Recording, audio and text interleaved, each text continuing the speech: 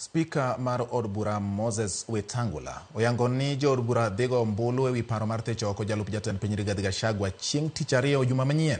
Kaluwore gi mano, Wetangula ong'ado bura ni Gachagua ibiro miyo thuolo chieng' tich ariyo juma manyien mar duoko penjo wi weche ma imienego e bura mar thicho oko e apis. Wetangula oyango ni Gachagua ibiro miyo seche ariyo e kind saa 11 mar odhiambo nyaka saa 1 mar otieno mar duoko penjo motelo ne jood bura goyo ombulu mar thicho oko kata chung' kode e wach maluore.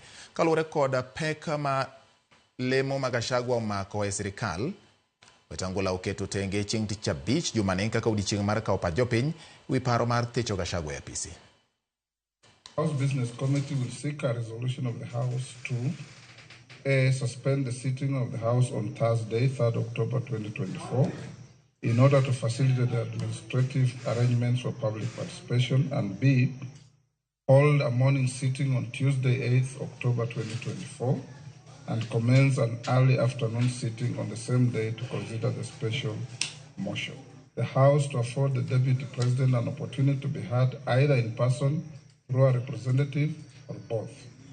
Further, the House is under an obligation to accord the Deputy President the right to fair administrative action under Article 47 and the right to fair hearing under Article 50 of the Constitution. The Deputy President of the Republic of Kenya is entitled to appear before the House in person through a legal representative or both during consideration of the motion.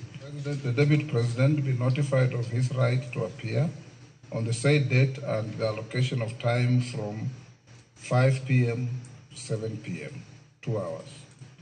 Additional arrangements shall be considered if the need arises in consultation with the National Police Service.